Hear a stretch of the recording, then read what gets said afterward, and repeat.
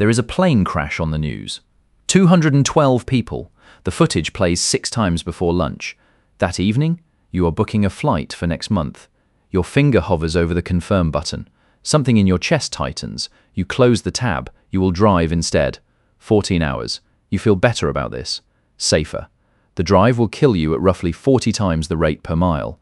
But the car crash will not make the evening news, so your brain files it under fine. That feeling of safety was not a calculation. It was a memory. Your brain did not check the numbers. It checked how quickly it could picture the disaster. And a plane falling out of the sky plays like a movie in your head. A fender bender on the interstate does not.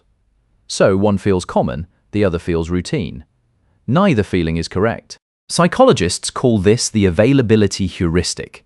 It means your brain judges how likely something is based on how easily an example comes to mind. If you can picture it fast, your brain says it happens a lot. If you cannot picture it, your brain says it is rare. Not because of evidence, because of memory. Your brain confuses easy to remember with happens all the time, and it does this every single day without asking your permission. You see a news story about a house fire. For the next week, you check your smoke detectors twice. You read about a carjacking 3 neighborhoods over. Suddenly, the parking garage at work feels different, darker.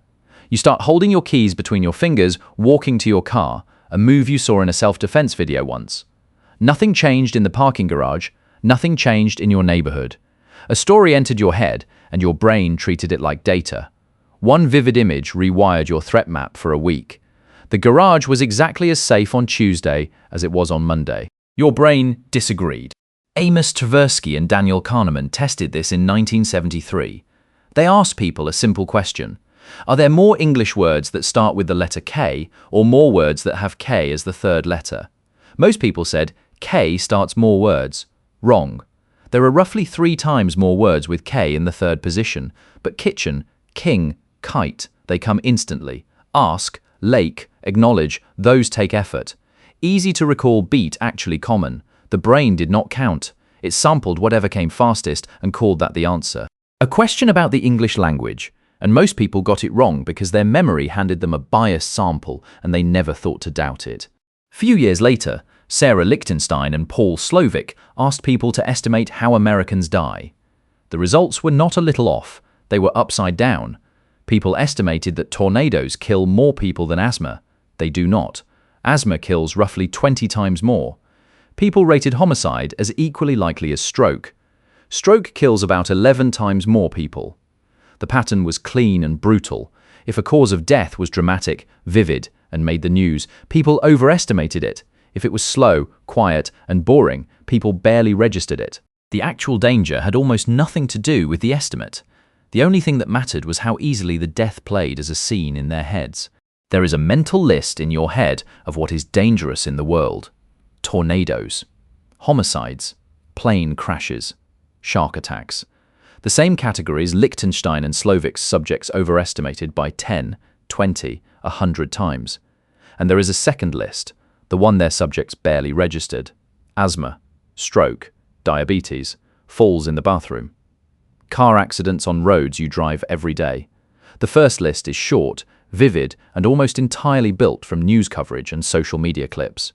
The second list is the one actually killing people at scale, and it feels like background noise. You locked your doors tonight. You probably did not floss. One of those things is connected to a leading cause of death. Not the one with the deadbolt, but the break-in plays like a scene. Gum disease does not. So your brain knows which one to worry about. That judgment feels like instinct. The instinct is wrong. And the worst part is the confidence. It never feels like a shortcut. It feels like intuition. This is not just a personal glitch.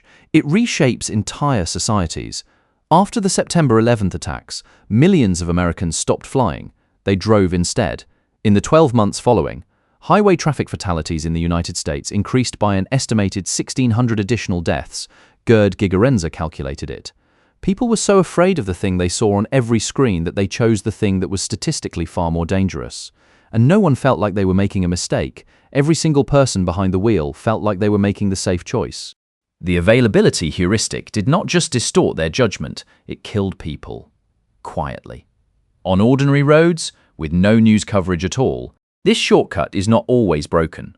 Sometimes it works. If you live in a neighborhood and you have personally seen 3 car accidents at the same intersection, your brain is right to flag that intersection as dangerous.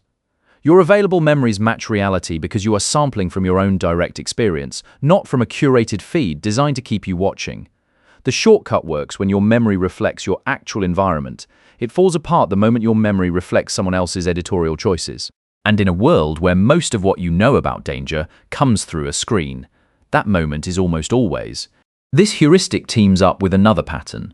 The more emotional the memory, the faster it comes to mind. Fear, anger, disgust, these stamp memories deeper than calm, neutral information. So the availability heuristic pulls from the highlight reel of your worst feelings, not a fair sample of your experiences. A scary story beats a statistic, every time. Not because the story is more true, because the story is more vivid, 2 systems running together. One says, easy to remember means common. The other says, scary things are easiest to remember. The result is a brain that is reliably, consistently, measurably more afraid of the wrong things. Most people will go their entire lives without once checking whether the things they fear most are the things most likely to hurt them. The list never gets audited. It just sits there, shaped by whatever was vivid and recent, quietly steering decisions about where to live, how to travel, what to eat, what to let their children do, and what to worry about at 3 in the morning. The fear feels earned by nothing except recency and vividness, inherited from whatever your eyes landed on last. Right now, there is something you are afraid of that almost certainly will not happen to you, and something you are ignoring that statistically might. You will not check which is which. The first one already feels true.